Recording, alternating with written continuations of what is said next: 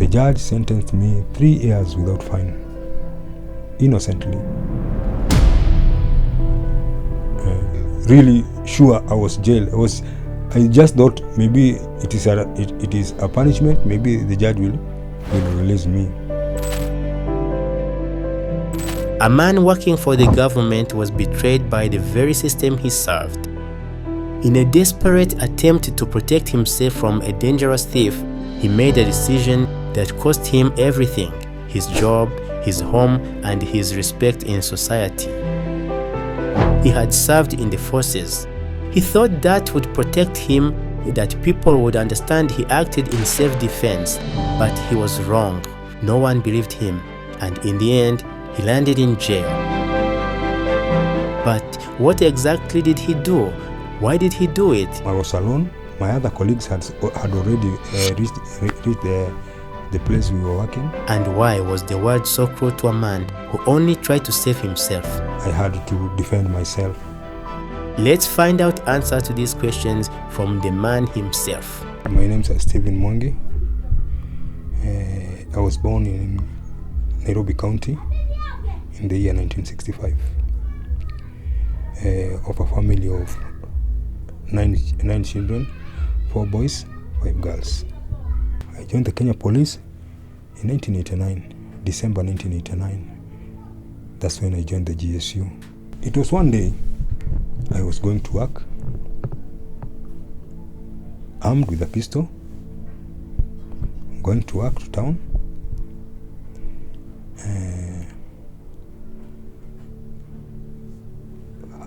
Having reached near my destination or where we were working, I met some thugs. I was surrounded by thugs because it was around 7 in the evening. I was surrounded by thugs. They didn't know I was a police officer. They managed to kick me down. They snatched me everything I had, but they didn't see the pistol which I had.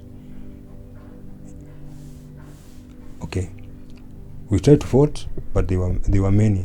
I didn't have the strength to overcome them. So they overcame me. But when they saw that I had a gun, they tried to snatch the gun from me. But I had to defend myself. That's when struggling with them, I shot one at the chest. By that time, I was alone. My other colleagues had already reached the place we were working, but it was just something like 100 meters from where I was. So they had gunshots and they knew I was behind. And they came back. When coming back, the thugs had already gone. And because we had struggled, I didn't know where my gun was. By bad luck, the thugs had snatched the gun from me. I didn't know if they had snatched from me because of the fight we had with them. They snatched my gun. They were very courageous to take the gun to the police station, to the CID headquarters, which was at Milimani, those areas at Milimani. They took the gun to safeguard themselves because they knew I had shot one of them. When reaching there, they told the officers there they have snatched a gun from a thug who had shot one of them, and they were rushed to the hospital. When my colleagues came and I told them the story, we agreed on one thing: to go to the CID because it was the one near the station, which was near. After reaching the CID headquarters, we found a statement there. There are some people who have come there. They have been shot by a thug, and they have snatched their gun, the thief's gun. But I managed to tell them, maybe it is me, because the place you are saying these thugs had, the guys have snatched a gun from a thug. It was not a thug, it was me. And as you see me, I'm a police officer.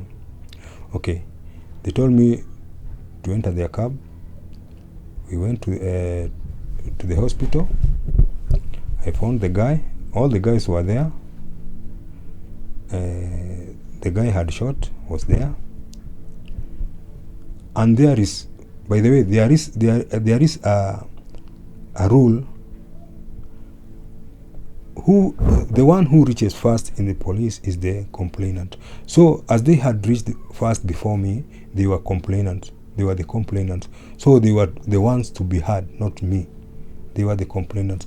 So I had to be locked inside for the police to make their investigations, to know what was what at that particular time.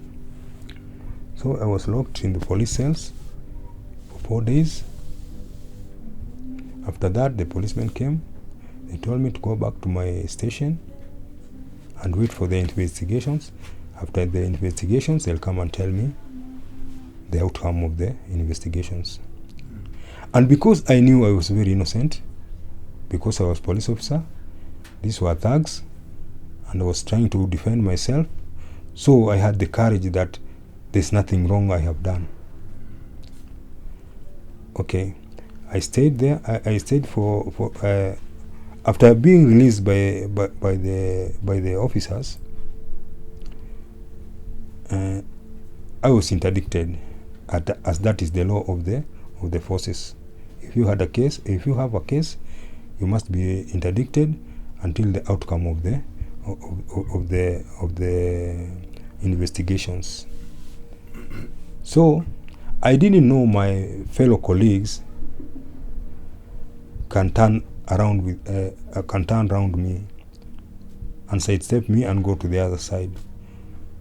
So my colleagues, which we were working with, went the other side to the thugs, and I didn't know if they were together.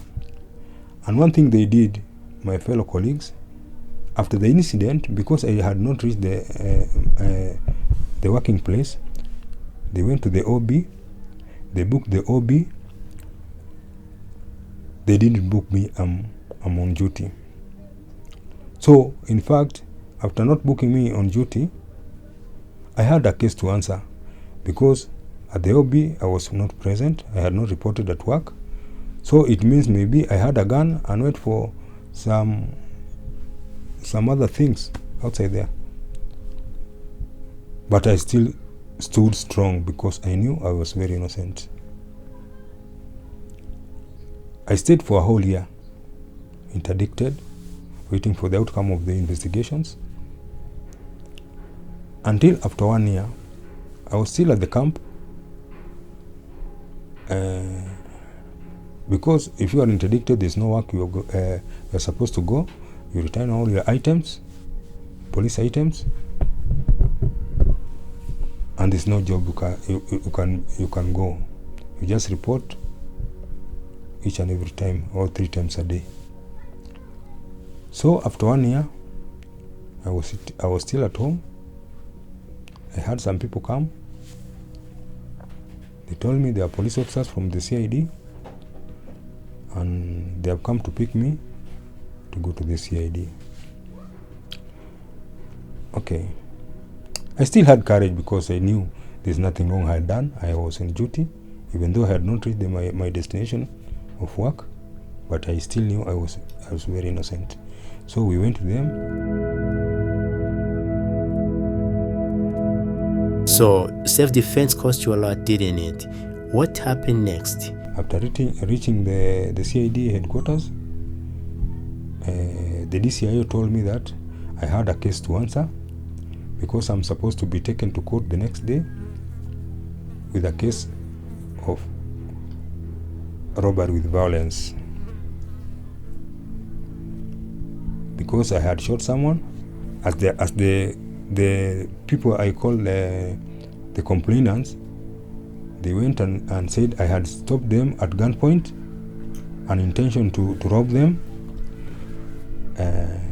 When I was unable to snatch or or to take their belongings which they had with a gun, I shot one of them.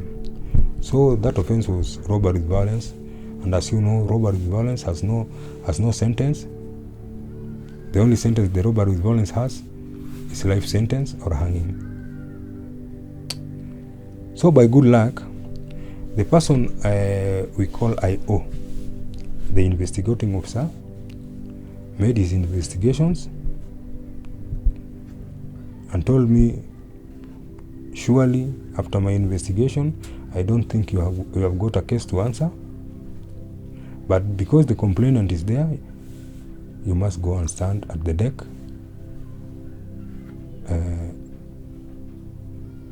with that case. But what he did, he made me not to be on the wrong side. He changed my file, and the case I was to answer was grievous harm. So I was to be charged with grievous harm. We started the case with the complainant. We managed to case with the complainant after with the complainant. After we have case with the complainant, the judge come in at his office or the chamber. Now, what he wanted from me was maybe what I can say, maybe he wanted a bribe because he knew I was very innocent. So he wanted something as if he wanted to help me, but it was something like a bribe which I knew. And I denied to give him anything I had. So he forced me to come for the judgment, or even if the judgment had not reached the judgment day. After going to the judgment day, that day we went with my wife. And I knew by sure that I was going to be jailed, but I didn't want to scare my wife. We went with my wife to the court. After reaching there, my wife, I had no idea of anything happening. I took all my belongings which I had in my pockets, my ID card, the money I had in my pockets.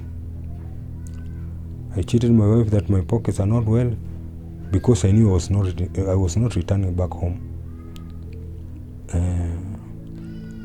After the judge entered the courtroom, the judge ordered me to come to stand and go there at the deck. After going there at the deck, the judge sentenced me 3 years without fine, innocently.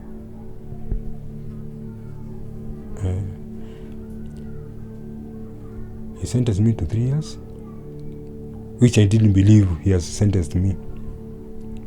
I knew I was sentenced when I was taken to jail, changed my clothes, and wore the jail uniform.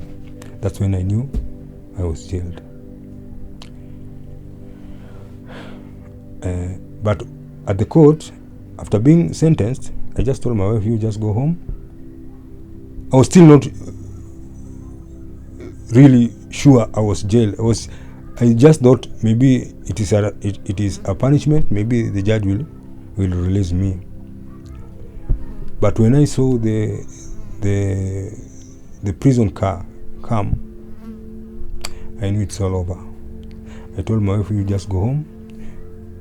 And it is because it is 3 years, I automatically know it will be committee maximum. So I told my wife, you just go home, come tomorrow to committee, you'll find me there, we shall talk. I was taken to committee. I started my jail term. My wife started trying all means to make sure that I'm released. He appealed outside. I tried to appeal when I was there by every means. For the 3 years I was sentenced, I just stayed for 10 months. My appeal came and I was released.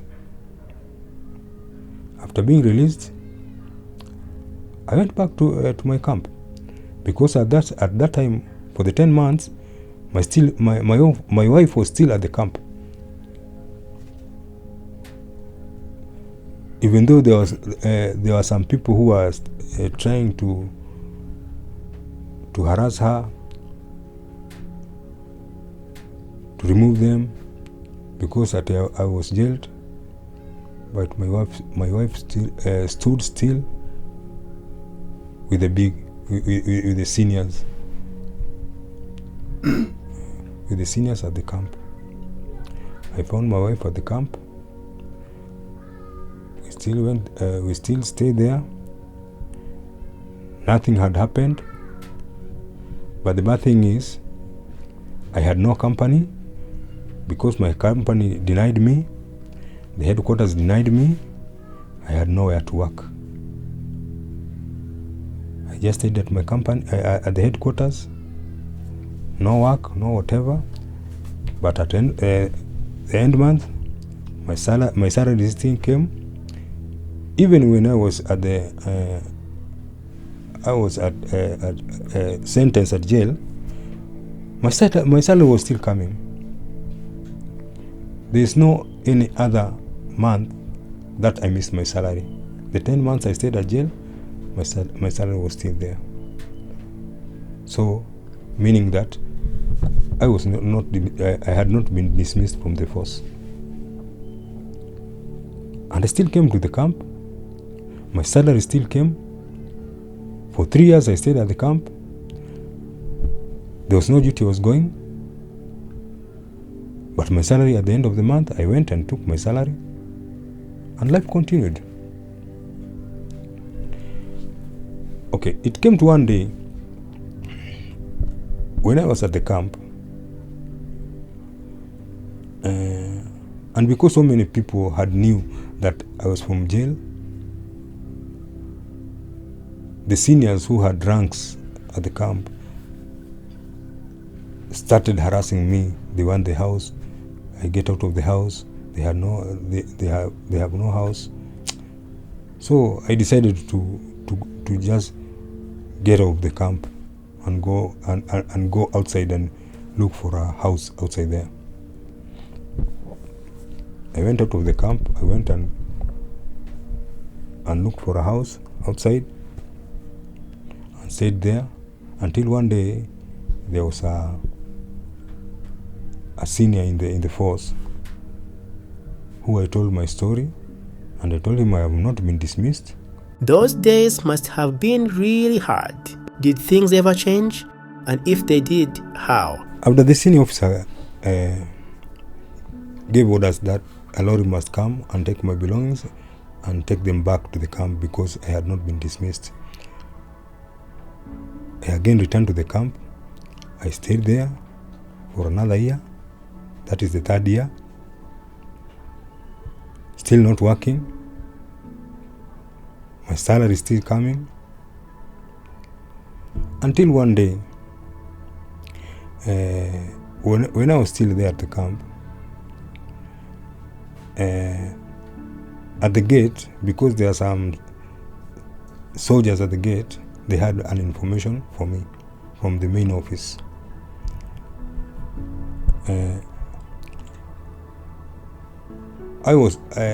After I was going out of the camp, the soldiers at the gate told me that the senior officers at the main office want to see me. So, as a routine, going to the main office, you must be matched. You can't go alone. You must be matched from the main gate to the main office. So I was matched by the soldiers to the main office. Reaching the main office, I found the senior officer who was there and started threatening me that I've been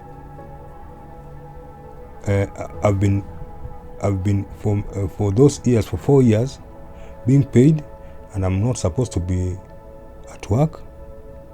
I was dismissed a long time ago, and I'm still taking government salary or money with a false pretense.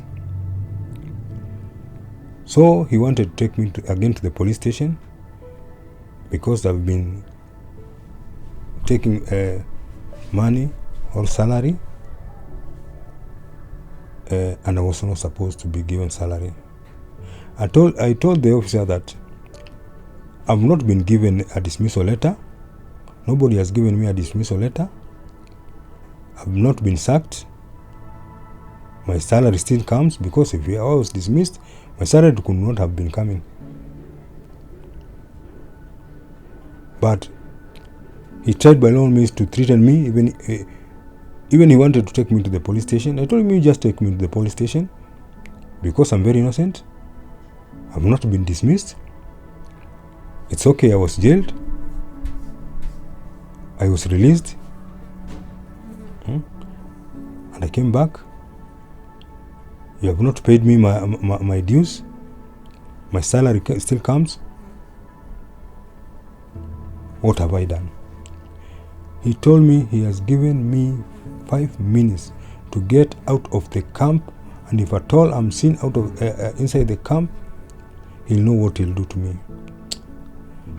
So at that point, I saw there's no need of being harassed or being molested by these senior people. Let me start a new life. I went out of the camp, took all my belongings, and went and looked for a house outside. And I forgot about the camp, But there was still one thing which I was supposed to do. I had no letter. I was not given any letter to show that I was a police officer, or a letter to show why they have sacked me, or why have they have kicked me out of the camp.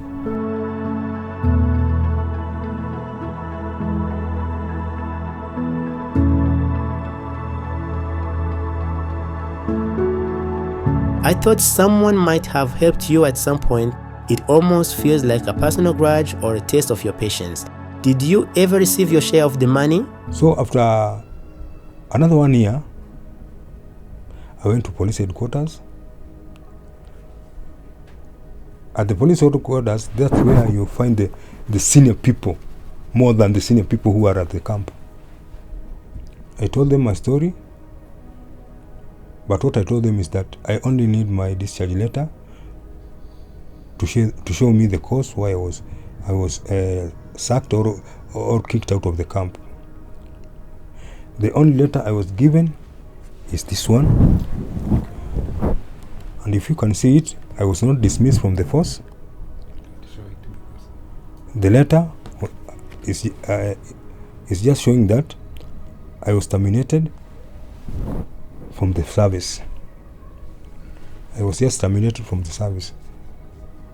So I'm supposed to get my dues, because I know if you are dismissed, that's when your dues get lost. I started going up and down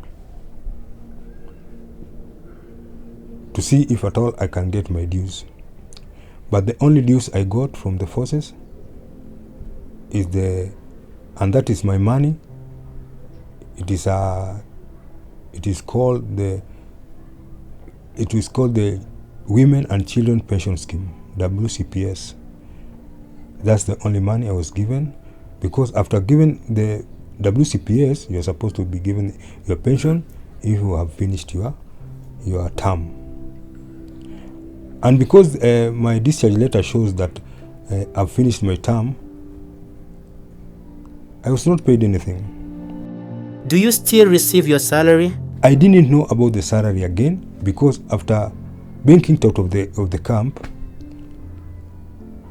I didn't want any fracas with them. So I didn't go back to the camp. So I didn't know if my salary was still coming or not coming, I didn't go back to the camp. At our times, we were not given by accounts. At our times, when the salary comes, we just went, made a fallen at the office. You go, the officer is there. You tell him your number. You check at the payroll list, see your number. You sign. You are given cash. At our time, we were given cash at a parade, at a fallen. It was not a bank account. So I didn't go back to the camp. I didn't know if my salary was still coming. I just decided to start a new life and forget about the camp, about the forces, and start a new life. Did you try to clear your name later? I didn't have anybody who can hold me, because one thing I know about the government, even if you had friends at the government and now you are not with them, you are somehow like a stranger to them. Nobody can help you. So I just gave up. And decided to have a new life and forget about the past.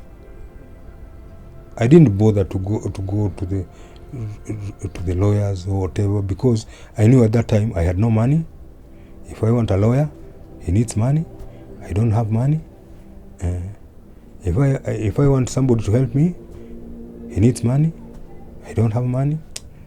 So I just decided to forget about it. How is life now? After that, I started a new life. I started hanging here and there, going here and there, looking for jobs. With nowhere to get a job. I started manual jobs, working at farms, building houses as a laborer, until I came to get a vacant at security guards jobs. I started working in the security because I knew that's the only career I have.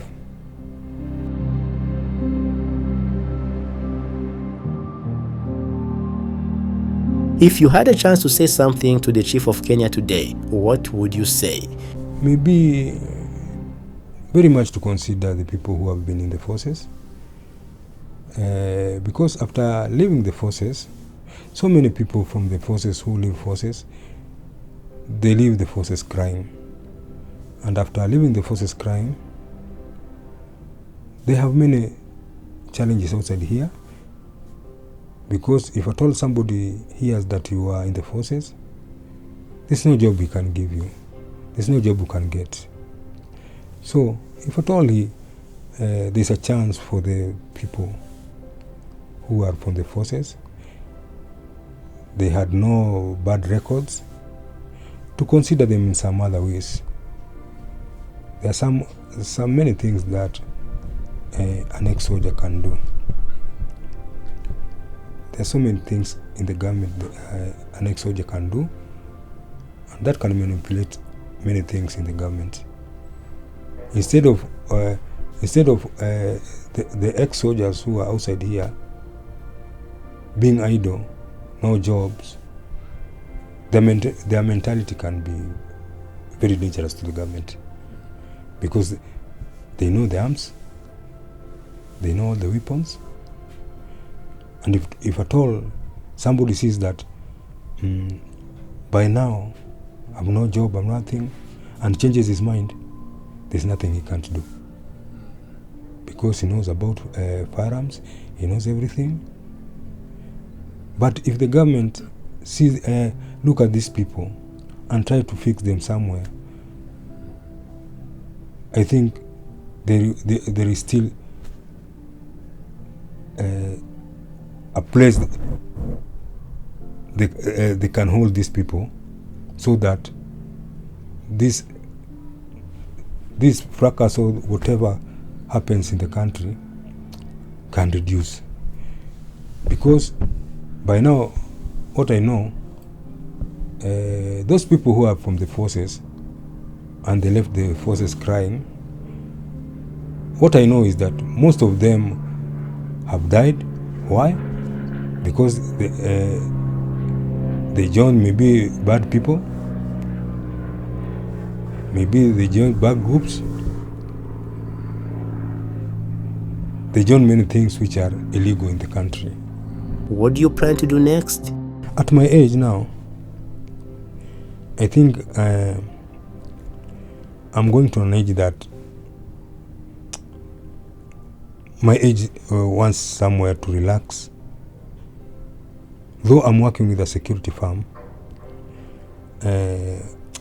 but at my age, I think it's hard. I work because there's no otherwise, but it's hard with my age because most of the time I work at night duties. I'm not of that age. No. So, at my age, I think a better work to do is to do your job, relax, because your body health. But at my age, at this time, you see, you don't sleep, you don't get a good sleep, you overwork, you have no time to rest. But at your age, if you find a place or a job of your own and relax, do your job, look at your children.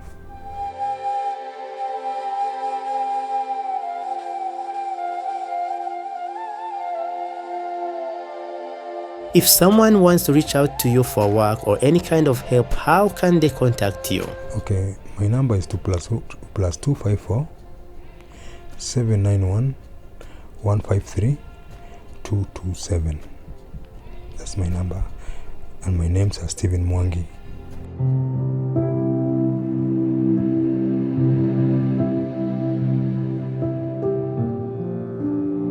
Did he deserve what he went through? Not at all. An act of self-defense should never have landed him in jail. Definitely not. This man has already suffered so much, and yet I still see strength in him. It takes real courage to start life all over again, and he's trying his best to do just that. I've done my part by bringing his story to you. Now it's your turn. You can start helping him simply by sharing this video with as many people as possible, because you never know, someone out there might be able to change his life. I'm Nameless Campos, and this is Afrimax English. Remember to subscribe.